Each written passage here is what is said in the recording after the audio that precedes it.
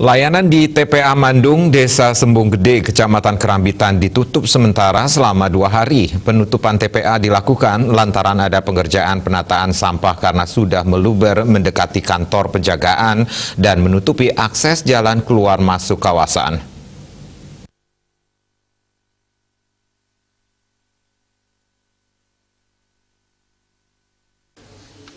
Kepala Dinas Lingkungan Hidup Kabupaten Tabanan Imade Subagio mengatakan penutupan sementara layanan penerimaan sampah di TPA Mandung dilakukan mulai Rabu 12 Januari hingga Kamis 13 Januari.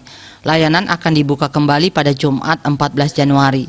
Penutupan sementara ini dimaksudkan untuk melakukan penataan sampah yang volumenya sudah meluber mendekati pintu masuk kawasan. Itu disebabkan oleh alat berat yang digunakan untuk memuat sampah dari truk pengangkut sampah mengalami kerusakan pada 1–2 Januari lalu. Dikatakannya alat berat rusak dan volume sampah yang relatif stabil mencapai 97–100 ton per hari membuat sampah di TPA Mandung meluber mendekati pintu masuk. Jadi perlu dilakukan antisipasi, yaitu ditarik ke dalam atau ke sebelah timur.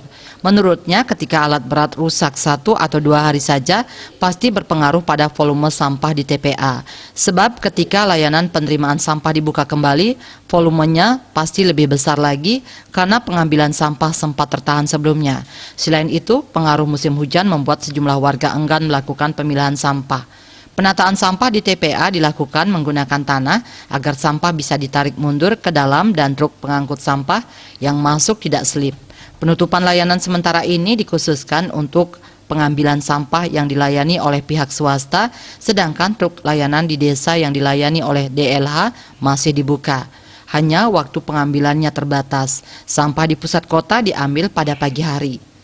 Subagio mengatakan hal tersebut sudah dipermaklumkan ke desa. Terpenting pada pagi hari di pusat kota tidak terlihat kumuh oleh sampah yang menumpuk. Penutupan sementara layanan sampah bukan merupakan hal baru. Pihaknya sudah pernah melakukan hal sama, bahkan hingga 3 kali pada tahun 2021 lalu. Setiap kali dilakukan penutupan diawali koordinasi dengan para sopir pengangkut sampah dan teknisi operasional alat berat di TPA. Meski begitu, pihaknya berharap semua desa baik pelayanan maupun yang mandiri agar bijak mengelola sampah. Minimal yang awalnya 10 kali harus bisa 5 kali.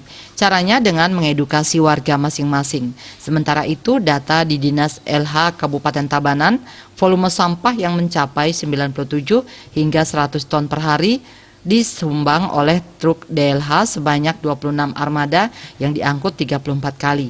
Sementara sampah masyarakat yang dilayani oleh pihak swasta mencapai 28 kendaraan per hari. Manik Bisnis Bali melaporkan.